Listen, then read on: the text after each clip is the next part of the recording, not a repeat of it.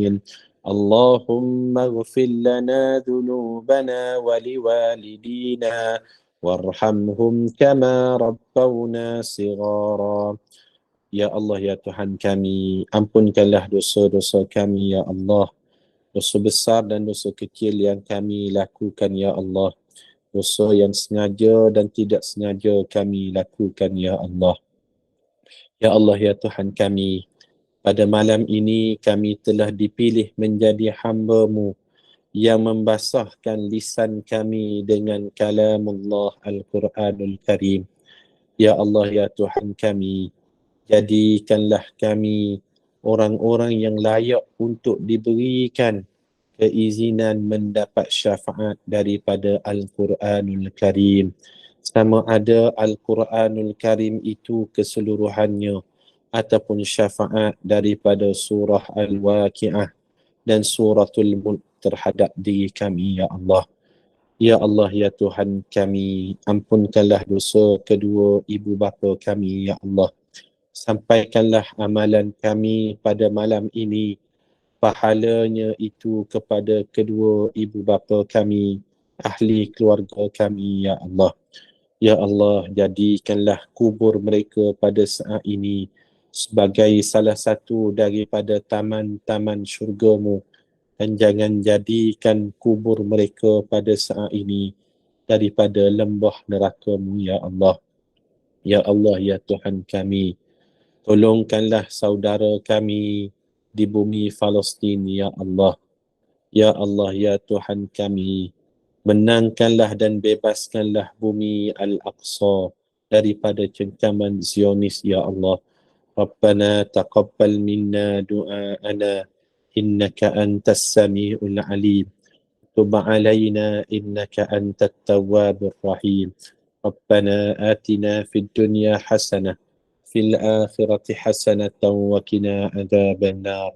Sallallahu ala nabiyyina Muhammad wa ala alihi wa sahbihi wa baraka wa sallam. Alhamdulillahi rabbil alamin. Taqabbalallahu minna wa minkum.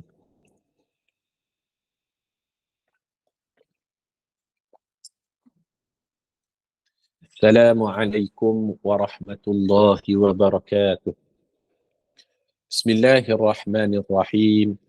Alhamdulillahi rabbil alamin. Assalatu wassalamu ala ashrafil anbiya'i wal mursalin wa ala alihi wa sahbihi ajma'in. Yang sama-sama kita hormati dan kita muliakan para jemaah, para pelayar, para pencinta ilmu dan para pencinta Al-Quran. Mudah-mudahan kita semua di mana sekalipun kita berada, kita termasuk dalam kalangan hamba-hamba Allah yang dimuliakan di sisinya pada malam ini. Amin ya Rabbal Alamin. Di kesempatan dalam ruangan tazkirah kita pada malam ini, sukalah saya nak petik beberapa hikmah dan pengajaran daripada ayat-ayat dalam surah An-Naba. Surah An-Naba, kalau para jemaah buka, ia berada pada muka surat 582 di dalam Quran. Merupakan surah yang ke-78 dan mengandungi bilangan ayatnya ada sebanyak 40 ayat. Jadi malam ni 40 ayat ni kita tidak mampu untuk kita tadabbur kesemuanya. Jadi mungkinlah kita boleh pecahkan kepada 3 siri pertemuan. Pada malam ini siri yang pertama, pada minggu hadapan siri yang kedua, dan pada minggu yang seterusnya siri yang ketiga dalam surah An-Naba. Maka selesailah kajian kita secara sederhana daripada surah An-Naba, insya-Allah. Jadi para jemaah sekalian, bolehlah kita bersedia dengan surah An-Naba bersama dengan Quran terjemahan di tangan masing-masing. A'udzu billahi minasyaitonir rajim. Bismillahirrahmanirrahim. Surah yang kita pilih untuk tadabbur malam ini namanya surah An-Naba. An-Naba maknanya berita besar. An-Naba maknanya berita besar. Dalam bahasa Arab, kalau berita besar ia disebut sebagai an-naba. Manakala kalau berita yang kecil, ia disebut sebagai al-khabar. Al-khabar. Kan kita dengar kan, surat khabar. Surat khabar tu dia cerita tentang berita-berita.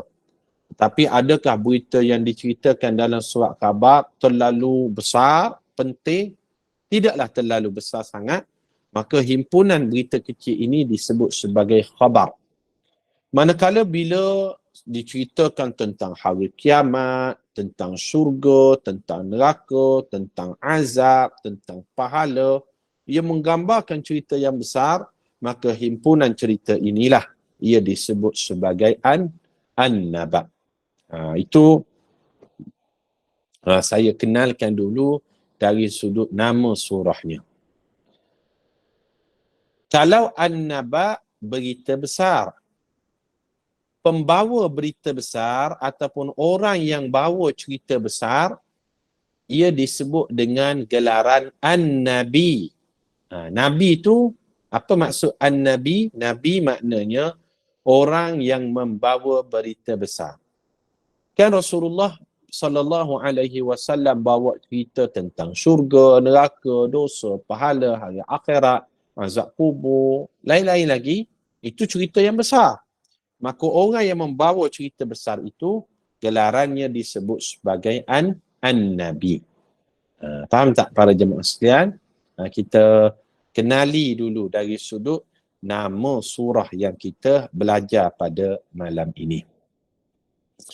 Kita masuk pada ayat yang pertama. Kita ambil hikmah dan pengajarannya. Allah Subhanahu wa taala berfirman pada ayat yang pertama. Amma yatasaalun.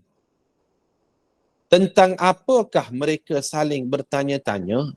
Allah Taala tanya kepada Nabi sallallahu alaihi wasallam, wahai Rasulullah, awak tahu tak manusia tu dia saling bertanya antara satu dengan yang lain? Dia tanya tentang apa? Si A tanya si B, B tanya si C contoh, C tanya si D, D tanya si E. Masing-masing saling bertanya, tak tahu apa yang berlaku ni. Maka ini sudah menggambarkan besarnya perkara yang mereka saling bertanya-tanya itu. Amma yatasaalun, tentang berita apa mereka saling bertanya tu. Bila saling bertanya menunjukkan jawapannya tidak pasti. Ada yang kata begitu, ada yang kata begini, ada yang kata pendapat ni, ada pendapat ni. Sebab saling bertanya-tanya. Kalau jawapan yang pasti, cukup tanya pada seorang sajalah. Tapi oleh kerana berita besar ini menyebabkan semua akan saling bertanya-tanya tentang yang berlaku tersebut. Apa yang berlaku itu? Iaitu hari kiamat. Ayat yang kedua. Anin naba'il azim. An tentang an-naba'il azim. Tentang an-naba', berita besar, al-azim, yang sangat besar. Padahal kalau Allah tak letakkan perkataan al-azim, ia sudah menggambarkan berita itu besar. Sebab an-naba' itu maknanya berita yang besar. Tetapi Allah tambah lagi perkataan al-azim, nak menggambarkan hari kiamat ni benda yang terlalu besar. Maka Allah letak perkataan al-azim sesudah perkataan an-naba'. Anin naba'il azim, tentang berita besar yang sangat maha dahsyat besarnya. Tentang apa? Tentang hari kiamat. Ayat yang ketiga. Alladhi hum fihi mukhtalifun. Alladhi hum, yang mana mereka itu, iaitu orang musyrikin di Mekah pada waktu itu, fihi mukhtalifun, mereka saling perselisihkan tentang ini. Tentang apa? Tentang hari kiamat. Sebab ada golongan yang tak percaya bila Rasulullah sallallahu alaihi wasallam ceritakan Ada syurga, ada neraka, ada akhirat, ada kiamat, ada azab kubur, ada mahsyar, ada hari kebangkitan dan lain-lain. Ada yang percaya dan ada yang mendustakan. Maka mereka berselisih. Ada yang beriman, Abu Bakar dan lain-lain. Ada yang tak beriman, Abu Jahal, Abu Lahab dan lain-lain. Maka Allah ceritakan hari kiamat ni tak semua yang percaya dan ada juga yang percaya. Macam sekarang ni lah. Ada golongan yang disebut sebagai atheist. A, tidak. Theist, Tuhan. Golongan yang mengaku tidak ada Tuhan. Kalau Tuhan mereka tidak mengaku, apatah lagi hari kiamat, hari kebangkitan, mahsyar, syurga, neraka. Maka sampai ke hari ini, hari kiamat mukhtalifun, satu perkara yang diperselisihkan. Orang beriman, mereka percaya. Orang yang tak beriman ataupun agama-agama tertentu, mereka menolak adanya mahsyar, adanya azab kubur, adanya hari kebangkitan, adanya hisab, adanya mizan, adanya barzakh, adanya syurga, adanya neraka. Maka Allah sebut, alladhi hum fihi mukhtalifun. Perkara ini saling diperselisihkan. Ayat yang keempat dan ayat yang kelima. Kita perhatikan. Kalla saya'lamun. Kalla maknanya sesekali tidak. Saya'lamun. Kelak mereka akan mengetahui. Kalla tu maknanya nak menafikan ayat yang ketiga tadi, yang mana hari kiamat ni ada orang tak percaya. Lalu Allah kata, kalla, tidak. Kiamat ni memang ada. Akhirat ni memang ada. Barzakh ni memang ada. Azab kubur memang ada. Mahsyar memang ada. Kalla, tidak. Yang kamu katakan tidak adanya hari kiamat, salah pandangan itu. Maka itu disebut perkataan kalla, tidak.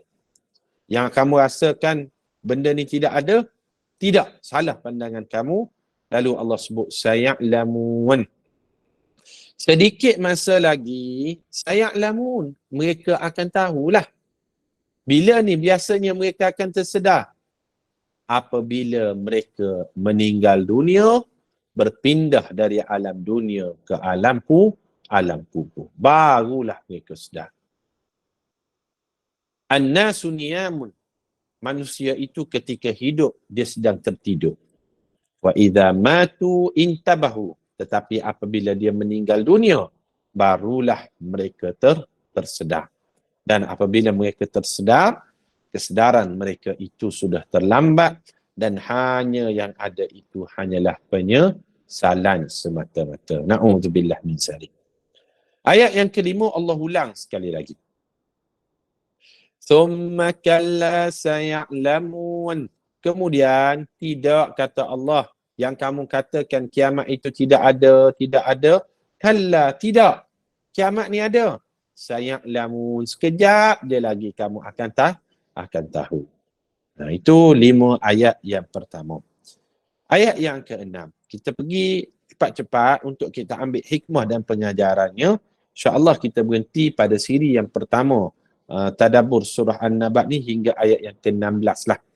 Supaya minggu depan kita sambung pada ayat yang ke-17 hingga ayat yang ke-30. Satu lagi ayat 31 hingga ayat yang ke-40 insyaAllah. Ayat yang ke-6. Ayat yang ke-6 sehinggalah ayat yang ke-16. Para jemaah perhatikan.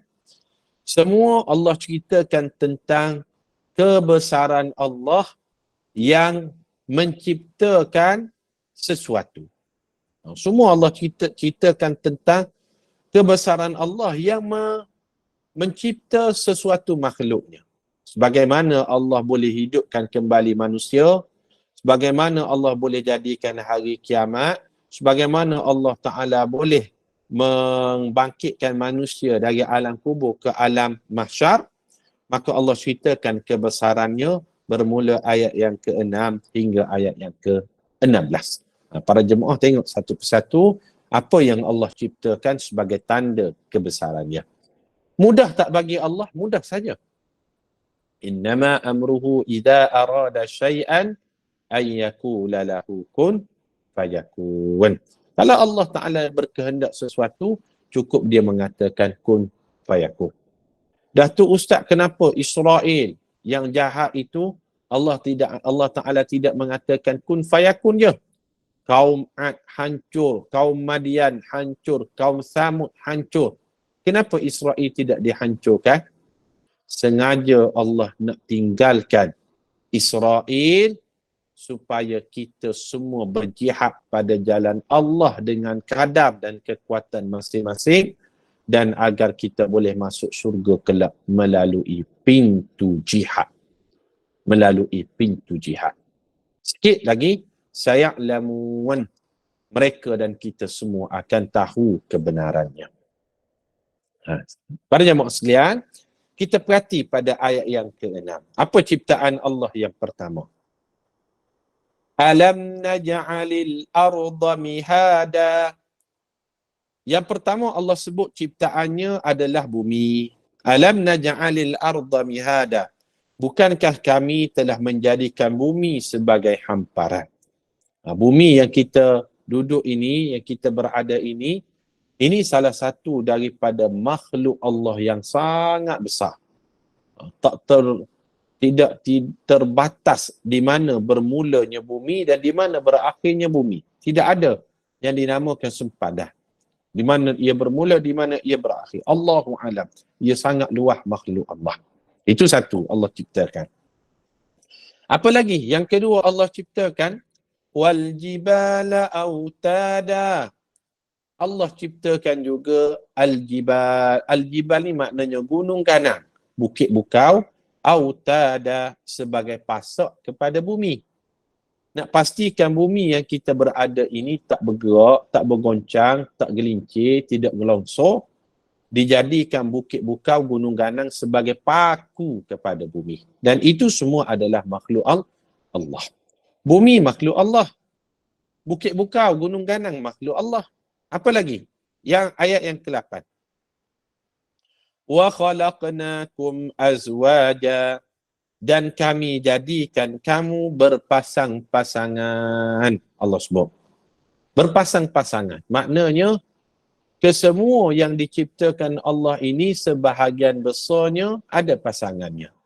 Ada yang lelaki, ada yang wanita, ada yang jantan ataupun ada yang betina, adanya siang, adanya malam. Maknanya ada pelengkap masing-masing. Maka Allah datangkan contoh apa pasangan dia. Ayat yang ke-9. Wa ja'alna naumakum subata, dan kami jadikan tidurmu itu subata, untuk kamu istirahat. Tidur ada pasangan dia tak? Ada. Biasanya pada bila tidur ni? Maka Allah jelaskan lagi ayat yang ke-10. Wa ja'alna al-laila libasa. Kami jadikan malam sebagai pakaian. Pakaian ni nak menutupi keletihan kita. Kan kita ni malam. Sekejap lagi kita akan berehat. Rehat itu yang menutupi kita adalah malam yang Allah istilahkan sebagai pakaian. Tidur pasangannya jaga. Malam pasangannya siang. Bayangkan para jemaah sekalian. Kalau kita ni tidur saja, tidak bangun-bangun, masalah juga, betul tak? Ataupun kita ni jaga je sepanjang masa, tidak tidur, masalah juga. Jadi Allah sebut, kami ciptakan sesuatu itu ada pasangan dia. Wa khalaqnakum azwaja. Contohlah, kalau setiap hari ni malam je, masalah juga, betul tak? Ataupun setiap hari ni siang saja, pun masalah juga. Maha baiknya Allah, wa khalaqnakum azwaja. Kami ciptakan sesuatu itu berpasangan. Sebab apa? Allah tahu keperluan makhluk yang dia cipta. Ayat yang ke-11. Wa ja'alna al-laila libasa. Ayat yang ke-11. Wa ja'alna an-nahara ma'asha. Dan kami jadikan siang untuk kamu mencari rezeki dalam menyara kehidupan. Allah jadikan malam Allah adakan siang. Malam, waktu rehat. Siang, waktu mencari rezeki. Biasanya begitulah sunnatullah dia. Tapi ada juga, ustaz, saya kerja shift malam. Macam mana tu? Ini Allah ceritakan dari sudut kebiasaan. Kebanyakan ataupun majoritinya malam tidur, siang bekerja. Ayat yang ke-12. وَبَنَيْنَا فَوْقَكُمْ سَبْعًا شِدَادًا. Dan kami bina di atas kamu 7 tala langit yang kukuh. Allah ciptakan juga salah satu makhluknya langit. Yang mana langit ni makhluk Allah, tidak ada tiang, tidak ada tongkat, 7 lapisan dia. Tetapi sekali pun langit ini tidak runtuh. Sebab apa? Sebab dijaga oleh Allah Subhanahu wa ta'ala. Langit ada pasangan dia. Ayat yang ke-13. وَجَعَلْنَا سِرَاجًا وَهَّاجًا. Dan kami jadikan kepada kamu matahari yang amat terang. Matahari, kalaulah dia pancarkan tanpa lapisan ozon di langit, bakar habis kita yang berada di bumi ni. Maka lapisan-lapisan ozon yang melindungi langit itu, yang menjadikan cahaya matahari yang sampai kepada kita cukup-cukup mengikut keperluan kita. Ini nak menunjukkan betapa rahmat dan kasih sayang Allah kepada kita. Dia ciptakan mengikut keperluan dan kemampuan masing-masing. Itu ayat yang ke-13. Dia ceritakan tentang matahari ciptaan Allah. Ayat yang ke-14. Allah berfirman, وَأَنزَلْنَا مِنَ الْمُعْصِرَاتِ مَاءً ثَجَّاجًا. Dan kami turunkan dari awan air yang banyak mencurah-curah. Allah ceritakan juga salah satu tanda kekuasaan Allah, daripada awan turun air mencurah-curah dalam bentuk titisan hujan. Para jemaah sekalian, hujan yang kita terima pada hari ini ataupun sebelum ni, rasanya tawar. Betul tak? Rasanya tawar. Maha baiknya Allah, walaupun air hujan, ia bersumber daripada air laut. Air laut ini rasanya masin. Kan kita belajar sains. Apabila matahari memancarkan cahayanya ke air laut, maka ia akan tersejak naik ke atas, berlaku proses evaporation. Bila tersejaknya air itu, maka dia akan membentuk gumpalan awan dan dia akan jatuh ke bumi dalam bentuk titisan hujan oleh kerana sebabnya tarikan daya graviti bumi. Tapi maha baiknya Allah, Allah turunkan air kepada kita dalam bentuk air yang rasanya tawar, walaupun ia bersumberkan dari air yang masin. Kalau air masin, habis pakat darah tinggi kita. Betul tak? Nak cakapnya, Allah maha baik, maka dia sudah tapis garam-garam yang tersejak naik ke atas itu. Itu maksud, وَأَنْزَلْنَا مِنَ الْمُعْصِرَاتِ مَاءً ثَجَّاجًا. 15. لِنُخْرِجَ بِهِ حَبًّا وَنَبَاتًا. Dan daripada air yang mencurah-curah air hujan itu, supaya kami tumbuhkan dengan air itu biji-bijian dan tumbuh-tumbuhan. Maha baiknya Allah, daripada air itu pula kita dapat merasakan tanam-tanaman, sayur-sayuran, tumbuh-tumbuhan, buah-buahan. Kenapa? Allah tidak menahan air daripada membasahi dan membajai bumi. Itulah yang menyebabkan kita dapat makan daripada sumber tanah itu tadi. Ini Allah ceritakan kebesaran dia lah dalam surah An-Naba ini. Dan daripada itu juga kata Allah, وَجَنَّاتٍ أَلْفَافًا. Dan keluarnya daripada air hujan yang lebat itu, kebun-kebun yang merimbun lebatnya. Ini semua ciptaan Allah. Allah ceritakan betapa mudahnya Allah nak jadikan manusia bangkit balik daripada kubur masing-masing, adanya akhirat dan lain-lain, sebagaimana Allah ciptakan makhluk-makhluk itu tadi. Jadi kita berhenti ayat yang ke-16. Minggu depan kita akan sambung siri yang kedua surah An-Naba bermula ayat yang ke-17. Ini cerita yang lebih menarik, menceritakan tentang makanan dan minuman ahli neraka, azab-azab yang dilalui oleh ahli neraka dan sebagainya. Moga menjadi satu pengajaran pada kita semua, insya-Allah. Jadi saya rasa saya berhenti di ayat yang ke-16 dahulu. Moga tadabbur kita secara sederhana pada malam ini memberi manfaat dan pengajaran pada saya dan kesemua kita, insya-Allah. Perserahkan kembali kepada moderator. Dipersilakan Pak. Terima kasih Ustaz. Alhamdulillah, jazakallah khairan. Al-Fadil Ustaz Wan Halim atas kesudian memimpin bacaan Al-Waqiah dan juga surah Al-Mulk itu tadi, dan juga perkongsian ilmu tadabbur surah An-Naba dari ayat 1 hingga 16. Antara ibrahnya adalah mengenai hari kebangkitan, iaitu kekuasaan Allah menciptakan alam ini dan limpahan nikmat adalah bukti kekuasaannya. Ia juga menerangkan pengingkaran orang-orang musyrik terhadap hari kebangkitan, ancaman Allah SWT terhadap sikap mereka dan azab yang mereka terima di hari kiamat, serta kebahagiaan orang-orang yang beriman. Dan semoga ianya memberikan sedikit sebanyak kefahaman dan manfaat bagi kita semua bagi mengambil ibrah darinya. Dan sebentar lagi kita akan bersama-sama membaca surah Al-Kahfi dan As-Sajadah bersama-sama dengan Ustaz dengan itu kita tangguhkan dulu ya sambungan tadabbur surah An-Naba ini pada seri akan datang, dan saya serahkan kepada Al-Fadhil Ustaz Wan Halim dengan menutupnya dengan tasbih kafarah dan surah Al-Asr. Silakan Ustaz. Silakan. Bismillahirrahmanirrahim. Subhanakallahumma wa bihamdika nashhadu an la ilaha illa anta nastaghfiruka wa natubu ilaik. Bismillahirrahmanirrahim. Wal 'asr innal insana lafi khusr illa alladhina amanu wa 'amilus solihat wa tawassaw bil haqqi wa tawassaw bis sabr. Terima kasih Puan Inul dan seluruh para jemaah Sama-sama. Ya, SPAQ. Bertemu di lain kesempatan. Assalamualaikum insya-Allah. warahmatullahi wabarakatuh. Waalaikumsalam Waalaikumsalam warahmatullahi warahmatullahi wabarakatuh.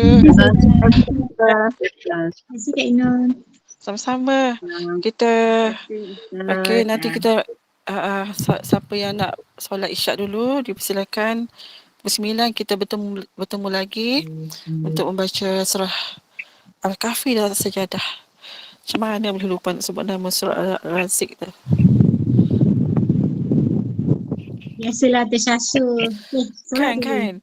Bila time tu tadi, time Tak sekarang ingat tahu. pula nama ustaz tu. Ingat pula Ustaz Razik. Tahu. Tadi tak ingat pun nama Ustaz Razik, aku geram betul lah. Apa ni? Okey.